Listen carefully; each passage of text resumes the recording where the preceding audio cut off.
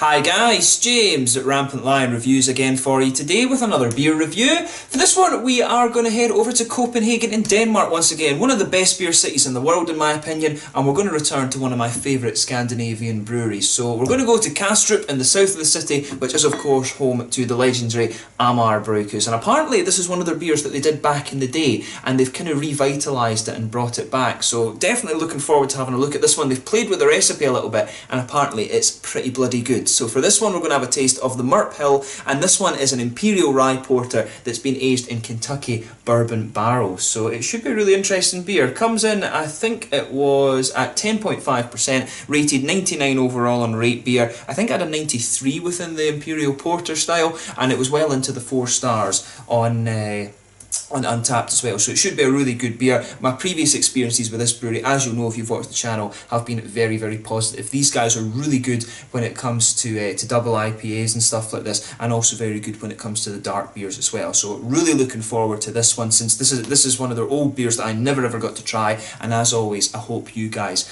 enjoy my take on this beer. It's always cool, I always enjoy doing these Amager beers. I think they released this one back in December of 2017 and I managed to pick a bottle up from Kiosk when I was over in Copenhagen a few weeks back. So anyway, as always, I'll tell you a little bit about the brewery then. If you want to get straight to the tasting, of course, just fast forward. All the usual links are in the description below. That's the brewery website, the link to my other reviews that I've done from Amager Bryghus before. No doubt there will be more in the near future because I love reviewing their beers. There's all the usual social media. If you want to see more beer reviews, do please consider subscribing to the channel. The whole channel, of course, has a geography-based tagging system, so you can go into the homepage and search for beer based on country, city or state, whatever it is you're interested in. Do check out the playlist of beers from different countries. There is one there for all the Danish beers that I've reviewed for you, and that's constantly being added to. And as always, please do get in touch and let me know some of the other beers and breweries that you guys would like to see me review. It's always great to hear from you guys that are watching the videos, and the support that you show the channel is hugely appreciated. So anyway, to tell you a little bit about Amager Bryghus then, I'll keep it brief since I've done a number of reviews from these guys before. So as I've told you before, Amager Bryghus are based in Kastrup in Copenhagen in Denmark, and these guys are probably one of the best known Danish craft breweries outside of the likes of MurpHill and Toil. They're probably the best known Danish craft brewer who actually brew their beers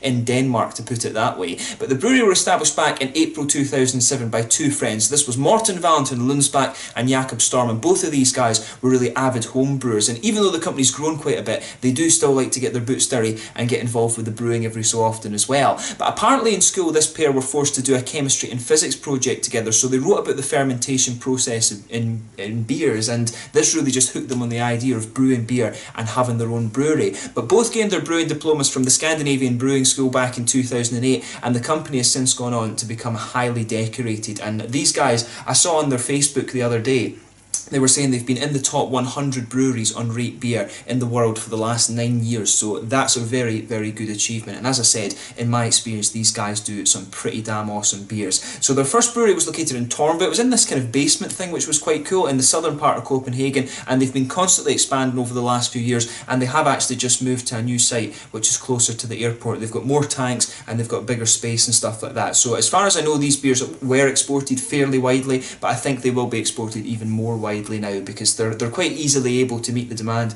in Scandinavia, but they are starting to send their beers a bit further afield than that now. I have seen some of their heavier beers, like Herr Fredriksson was making it over to Australia and things like that, so hopefully now this means that some of their other things start to make it out as well. Most recently these guys were doing collaborations with a brewery in Brazil, and that's one of the things these guys are really, really good for, is actually doing lots of different collaborations. They do a lot of collaborations with American breweries, other ones around Europe as well, and I think, as I say, they've been doing some with Brazilian breweries lately. They've got a Scotch ale coming out, so hopefully I can review that for you at some point fairly soon. But that's all you need to know about the brewery for just now. Let's actually get on to the tasting of this beer itself. Like I mentioned to you, this one is a 10.5% Imperial Rye Porter. The malt base in this one is Pilsner Chocolate, Special B, Cara Aroma, and they've also got some Cara Rye in there. There's some wheat malt in there as well, and they've added some molasses to this beer as well. The hops are Centennial, Cascade and Columbus, and it uses a US ale yeast. The blog on this one, the little blurb, I always love reading these these to you when it comes to the Amager beers. It says MurpHill 2017 edition. So Amager Bryghus has come a long way since our start in 2007, and along this way we've met and worked with a lot of great people. Two of those we would like to pay homage to by rebrewing a beer we originally did with them back in 2008. Mike Murphy and Sean Hill were then brewers in Copenhagen,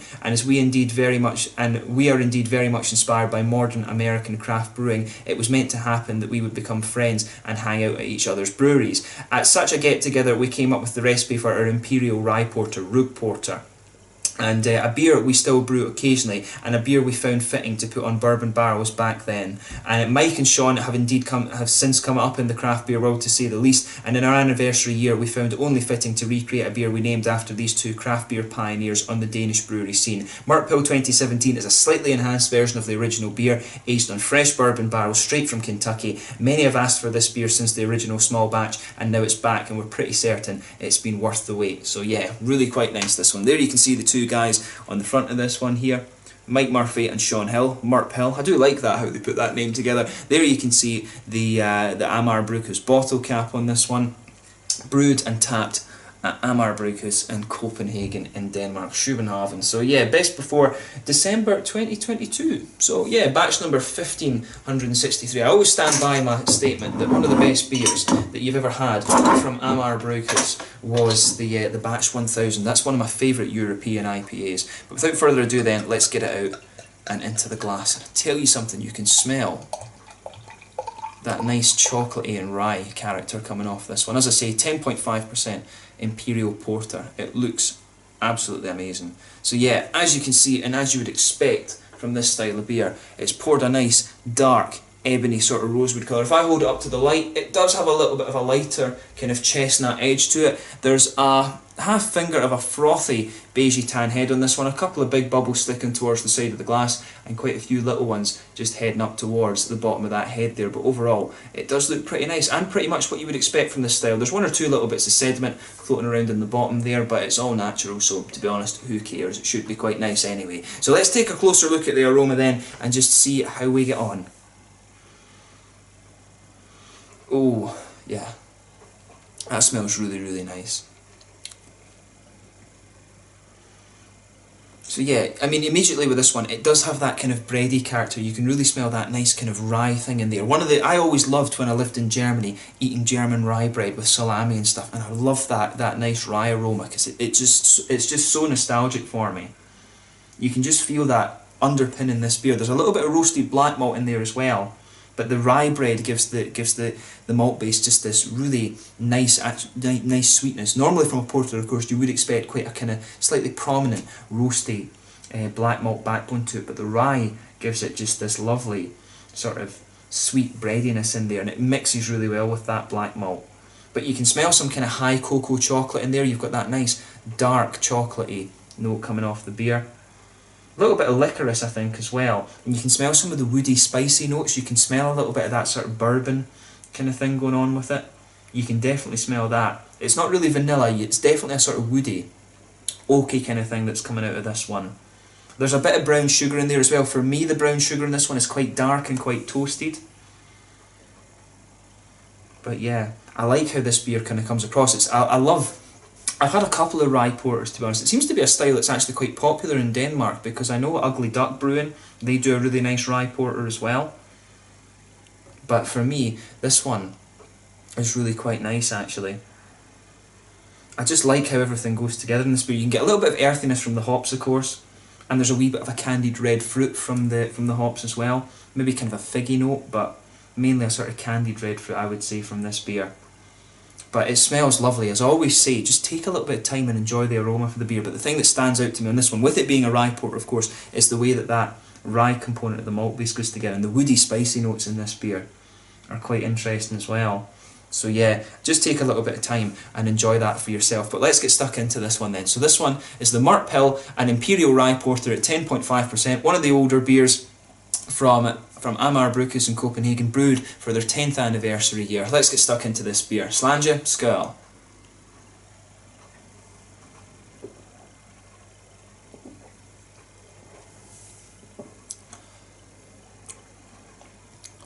Ooh.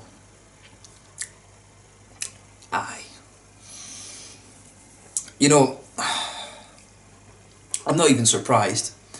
As I always say with the guys at Amager, they're very, very capable.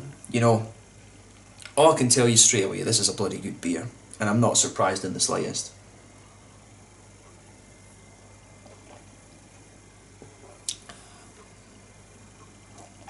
I mean, at 10.5%, when it comes to a port with a porter, for me, it's a style that in some ways I quite appreciate, but in a number of ways I do like the Imperial Stouts a little bit better. But the rye porter is one that I really think is good when you take it into the Imperial form. The difference, of course, is that you have a slightly lighter mouthfeel generally with the porter. It's usually used because of the type of yeast strains and things you use. I know in England a lot of the brewers use like lager yeast strains and stuff like this, not lager, like golden ale yeast strains for their porters and stuff like that, just to give it the lighter mouthfeel. But with the Imperial porters, when you add the rye to them, it just gives it that little bit of thickness that covers up the booze a little bit. And for me, this beer, it just goes together really, really well.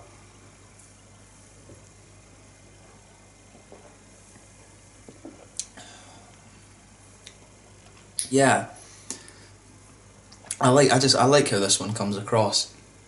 So yeah, for me, you've got this nice kind of bready quality to it, and for that as I say, that's the one thing with an English porter, with the old English porters, you wouldn't normally expect that. This one, the middle of your palate just gets blanketed with that nice, slightly sweet rye quality, and in the middle of your palate you can feel the sweet kind of molasses and things coming out of this beer. That's just sitting there right in the middle of your palate. It's definitely a darker brown sugar note that's coming out of this one, but it becomes more sweet as or it becomes sweeter rather, as the kind of flavour mellows out a little bit. I mean, let's just say straight away, this is a bloody good beer. In terms of the 99 rating that it has, I understand exactly why it has that. It's really, it's just very, very nice.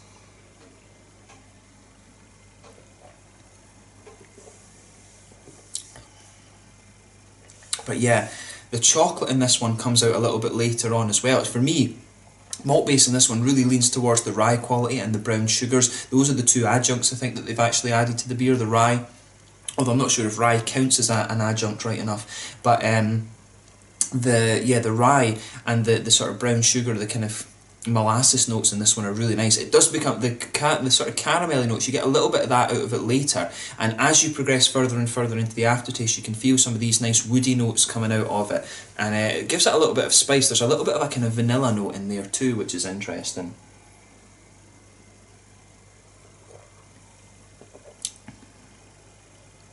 But I like how this one comes across. It's just everything in this beer goes together really, really nicely. There's a dark chocolate note there. As you get to a certain point in the aftertaste, you've seen how long it was since I took a sip of that. At the back of the tongue, just right in the middle, that's where I'm starting to get some of these nice dark high cocoa notes, and the roasted black malt as well is starting to push its way out in this one, which is cool.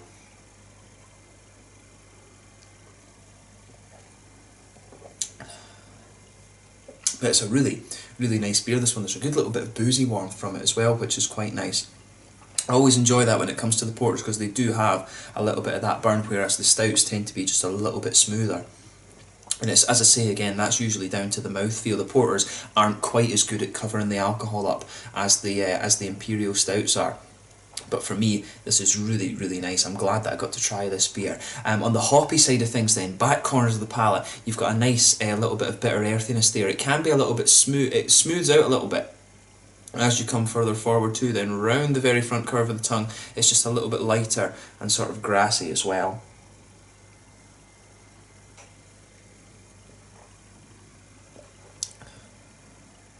But yeah, it's nicely done that. I like how everything goes together really nicely in this beer. So nice earthy smoothness, a little bit of lighter kind of grassy note as well, as I say, and then just behind the front curve of the palate, that's where you get some of these kind of juicy, red, fruity qualities out of the beer. So if you just go behind there, you get that little oily bubble, and I would say it's quite a candied red fruit that's coming off this one. The fruity quality in this beer isn't really that prominent at all. This beer is all about the malt base and all about the rye.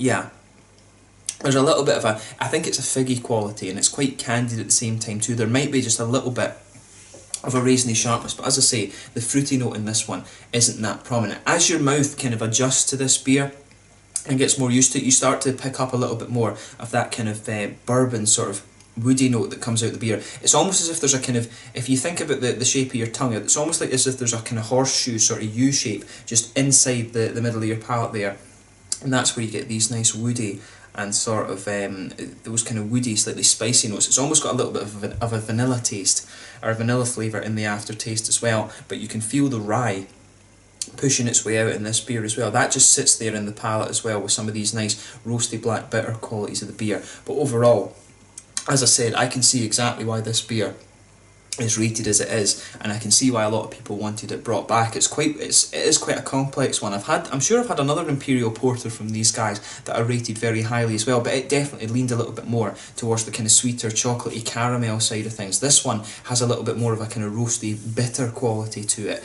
and again, they've had a couple of Imperial Stouts that are like that as well. As I've told you before, Herr Fredriksson is one of my favourite Imperial Stouts that you'll come across. That one is a slightly sweeter beer. Is this better than that? I'm not quite sure. I have to admit, I maybe prefer Herr Fredriksson, but this is a really, really nice beer, and the Rye Porter is a beer that I really quite enjoy as well, but they've done a really good job of this, and it's cool to see that they're popular beers. They are willing to bring them back and have a go at them. So yeah, this beer's got a lot of complexity to it, and I love the sort of, in the aftertaste you've got that nice lingering sort of whiskey bourbon barrel type thing to it. This one's got one of the best aftertastes I think that you're going to find from Amager Bryghus. The aftertaste in this one is one of the more complex ones in their beers that I've come across, so have a go at it for yourself and see what you think. In terms of the mouthfeel of this one then, I would say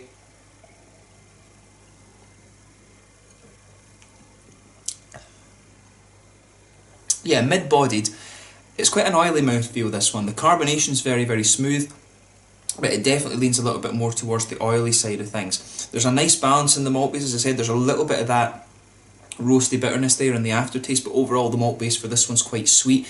You've got a good balance between the rye and the sort of molasses, the kind of the treacle molasses sort of thing that's coming on this beer. It's a little bit toasted as well, but the malt base is really where all the complexity in this beer is, and it works really, really nicely. The hops on this one, very, very smooth, apart from a little bit of bitterness in the back corners of the tongue, a little bit of juicy fruity character as well, but definitely, as you would expect, a kind of malt leaning beer, this one. In terms of the Imperial Stouts and the darker beers that I've had from these guys, this one's really good, but in terms of the Amager spectrum, if you like, it definitely leans a little bit more towards the roasty bitter side of things than some of the ones you're going to come across. It's probably a bit more in the middle, just leaning a little bit slightly towards the roasty bitter side of things. I have had a more roasty and bitter Imperial Stouts and things from Amager, but it's definitely on the other. It's definitely quite a bit far away from the likes of Herr Fredriksson and things, which is quite a sweet Imperial Stout in my opinion. But it's a nice beer, this one, and I certainly wouldn't hesitate to drink it again. And as I said, kudos to them for producing one of their really popular beers in their anniversary year. And do make sure you check out the Mobster series as well, and their Seven Sinners series. Those are two special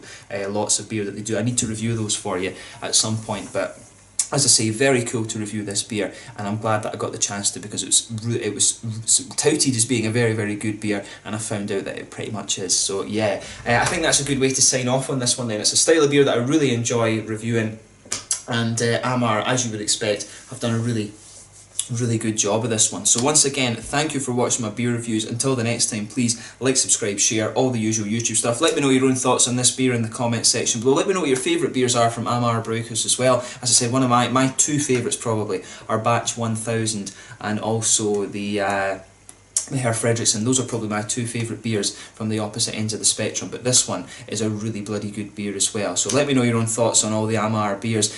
Do follow them on Facebook and things like that. Keep up to date with what's going on. They're quite a prolific brewery, so they're always bringing out new beers, and as always, thank you for watching. So yeah, like, subscribe, share, all the usual YouTube stuff. Check out my social media, and I will catch you guys very soon. The MurpHill, and a Kentucky bourbon barrel-aged Imperial Rye Porter from Amager Bryghus over in Copenhagen. Really bloody good beer, so make sure you check it out if you get the chance. Slanger just now, skull.